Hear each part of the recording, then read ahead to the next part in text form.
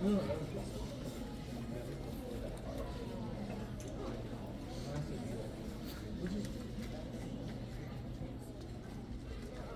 afternoon, and thank you for joining us for this reverent celebration of America's leaders, both past and present.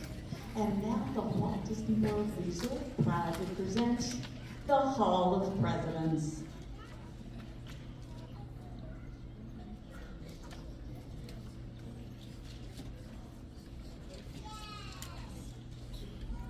This program is dedicated to the memory of Walt Disney. In 1971, his love for America inspired the creation of the Hall of Presidents, a place to celebrate the optimism and goodwill he saw at the heart of the American story. Walt's vision was to honor the nation by honoring the American presidency.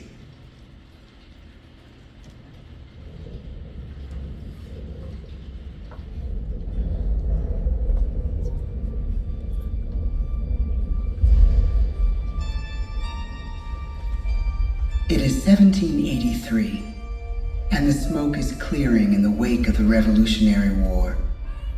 Over the course of 8 grinding years, General George Washington has led a force of shopkeepers, farmers, and Native American allies to victory over the greatest military power in the world. A new nation has been born, independent and free. The founders must form a national government. In 1787, through months of passionate debate, they create a written constitution. For the country's highest office, they imagine something new in the history of the world. A leader not born to power like a king or queen. A leader who has not seized power through conquest.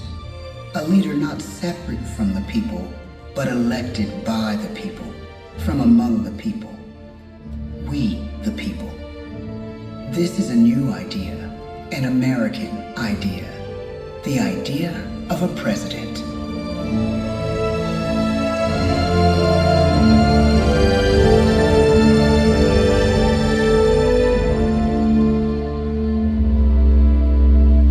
The people don't know exactly what a president will be, but there is little doubt who it will be. George Washington's stature and bearing have marked him as a leader. His integrity has made him a great one. Washington knows that many generals who have led successful revolutions make themselves dictators or kings. Instead, he steps down from power and retires to his home, Mount Vernon. The world takes note, and George Washington becomes the symbol of American ideals. In the first presidential election, it's Washington by a landslide. The only doubt seems to be his own. He writes, "Integrity and firmness is all I can promise. Integrity and firmness is exactly what we need." Everything he does as president will set a model for his successors. His final act may be the most important of all. After 2 terms, with no term limit in the Constitution, and amid overwhelming support to stay in office, he steps down once again and hands power back to the people. He wants us to speak, to elect a new president. During the early years of the Republic, we choose leaders as different as Thomas Jefferson, John Adams, and Andrew Jackson. Elections are often bitter. Each president stands at that fiery intersection where personal character meets the challenges of the times. Some call the presidency a glorious burden. Jefferson calls it a splendid misery. We, the people, must choose well. We elect 15 presidents before the course of history brings us to the edge of a crisis like no other. A nation born of freedom still permits slavery. As the country pushes west, will new states be slave or free? The question produces bitter conflict. The issue rocks the election of 1860 and brings Abraham Lincoln onto the national stage. The tall, lanky, some say uncouth candidate from Illinois is a master of words at a time when speeches are printed in full for people to read. A house divided against itself cannot stand, he has said. With Lincoln's election, the House does indeed divide. Civil War. 11 states secede from the Union. The war becomes a defining passage in the American story. The president's own inner strength and depth of character changed the course of history. Lincoln had come up the hard way on the American frontier, desperately poor, with less than a year of formal schooling. His early years were scarred by tragedy, the death of his mother, his sister, his first love. He struggles with depression, but never loses his determination to rise above it. He once said he's driven by a desire to leave the world a little better place for having lived in it. The war rages. Lincoln fights to preserve the Union and end slavery. Neither is a sure thing. At Gettysburg, Pennsylvania, 6 months after one of the bloodiest battles of the war, the president dedicates a cemetery to the thousands of soldiers who died there, in words we can never forget.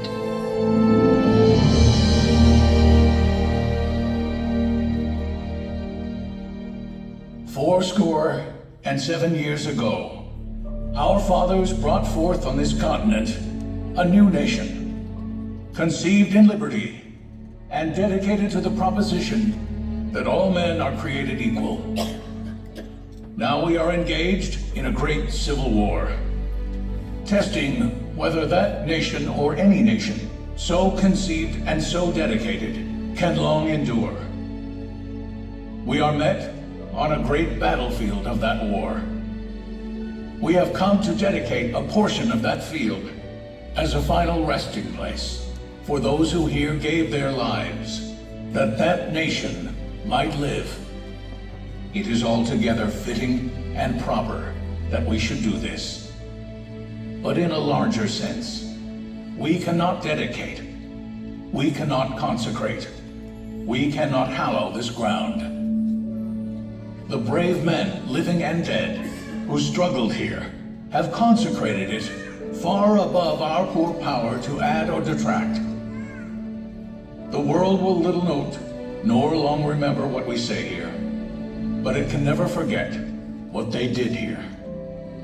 It is for us, the living, rather, to be dedicated here to the unfinished work which they who fought here have thus far so nobly advanced. It is rather for us to be here dedicated to the great task remaining before us, that from these honored dead we take increased devotion to that cause for which they gave the last full measure of devotion. That we here highly resolve that these dead shall not have died in vain, that this nation, under God, shall have a new birth of freedom, and the government of the people, by the people, for the people, shall not perish from the earth. The blood of over 500,000 Americans is spilled in the Civil War. President Lincoln's enduring hope is to give true meaning to the sacrifices of so many, to lead us to that new birth of freedom. With the end of the war and the end of slavery, a new birth truly begins. As we roll toward the 20th century, settlers roll west on wagon wheels and railroads connect the nation coast to coast. Millions of immigrants pour in from Europe and Asia. Population doubles. Our economy triples. Our standing among nations rises.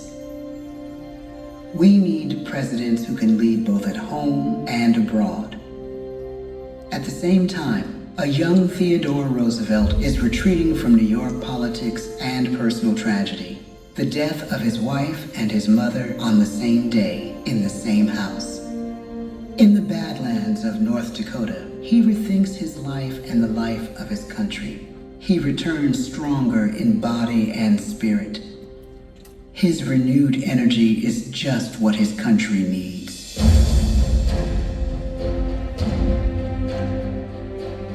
American industry is booming, but social tensions are rising. A progressive movement is bubbling up, pushing for change, and change is needed in the working and living conditions in cities. The gap widens between rich and poor. The demand for change grows stronger.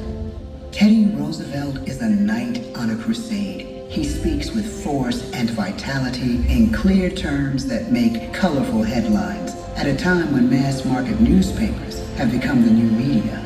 To define his foreign policy, he borrows a phrase from an African proverb: speak softly and carry a big stick. But his greatest accomplishments are made at home. He breaks up giant monopolies, protects workers' rights, and calls for a square deal for all Americans, rich and poor, capitalist and wage earner. And a square deal for every man and every woman in the United States. He calls on America to be as great as the natural grandeur of its lands.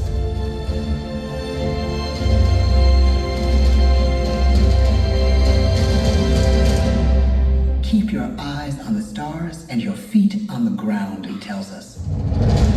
And we do.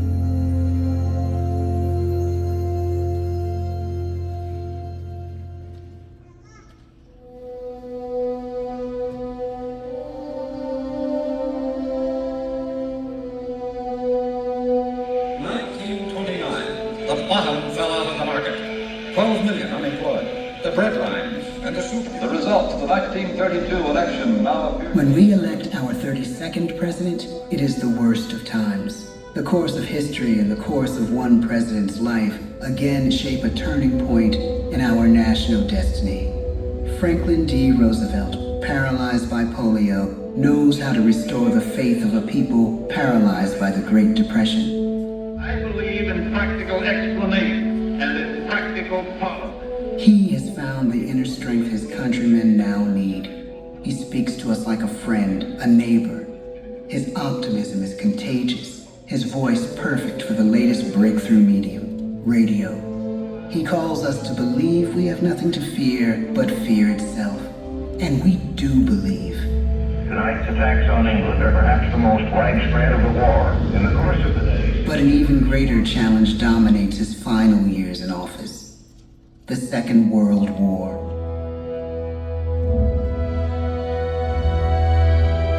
We must be the great arsenal of democracy. This is an emergency as serious as war itself. We stun the world with our production. When bombs fall on U.S. troops in Pearl Harbor, he calls us to fight on the war front and sacrifice on the home front.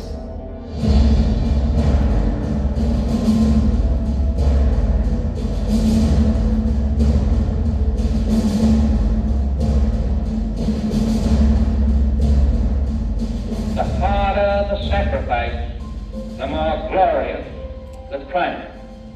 So spoke America in the year 1776. So speak Americans today. The world changes. The country changes. And yet, in one sense, what we need most from our presidents has never changed. A guiding vision that calls forth the best that America can be. Will outer space be developed for the benefit of all mankind? Or will it become another focus for the arms race? The choice is urgent, and it is ours to make.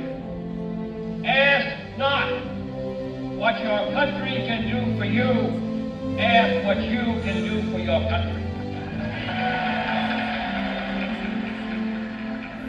But really, it's all of us who must overcome the crippling legacy of bigotry and injustice. And we shall overcome. One of the agreements that President Sadat and Prime Minister Begin are signing tonight is entitled A Framework for Peace in the Middle East. Mr. Gorbachev, tear down this wall. You have lost too much, but you have certainly not lost America. I can hear you. The rest of the world hears you. Loving this country requires the willingness to speak out for what is right, to shake up the status quo. That's America. Our presidency is no longer just an idea. It is an idea with a proud history. Ladies and gentlemen, the presidents of the United States of America.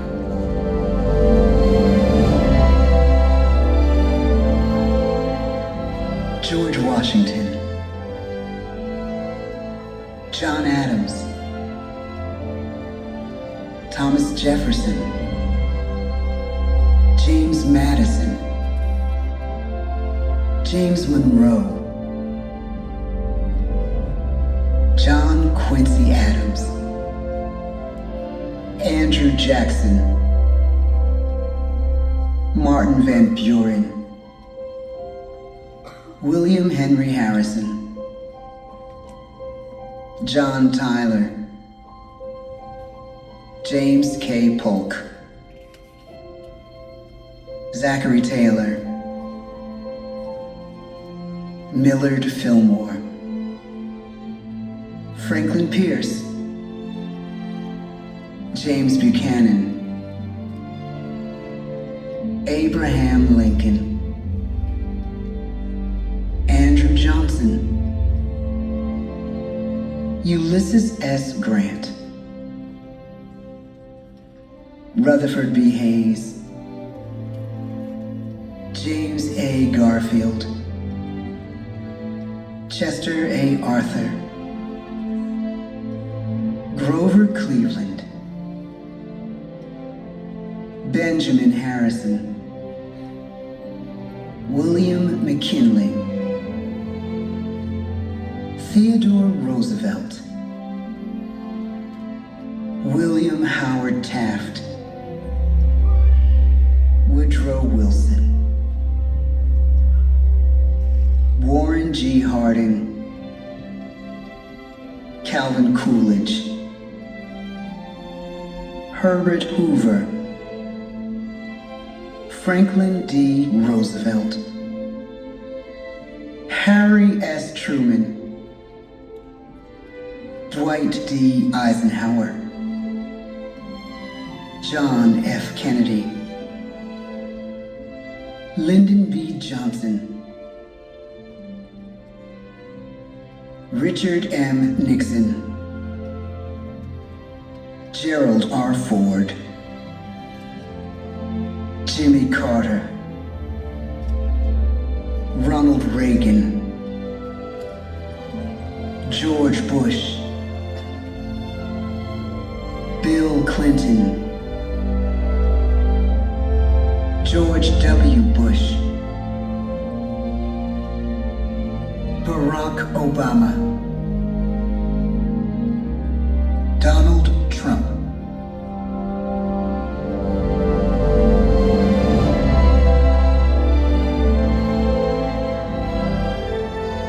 and now we come to the present.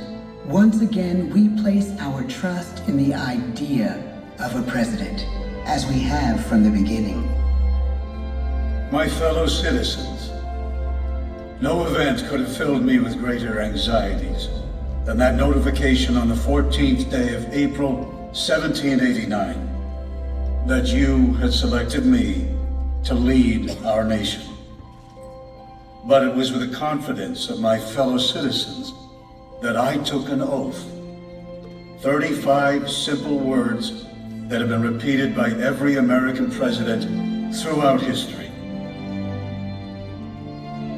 I, Joseph Robinette Biden Jr., do solemnly swear that I will faithfully execute the office of President of the United States, and I will, to the best of my ability, preserve, protect, and defend the Constitution of the United States. So help me God. The presidency of the United States is a role unique in the world, an office entrusted to each president by us, we the people. Therein lies the genius of that new idea, now over 200 years old. A new idea our presidents have turned into a great American idea again and again.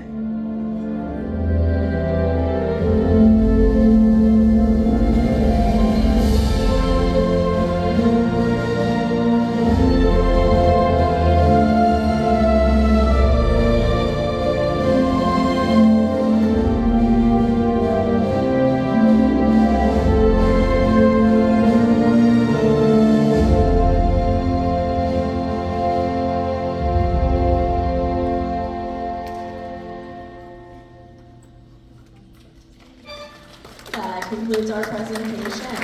At this time, please gather your personal belongings and exit through the open doors to your right.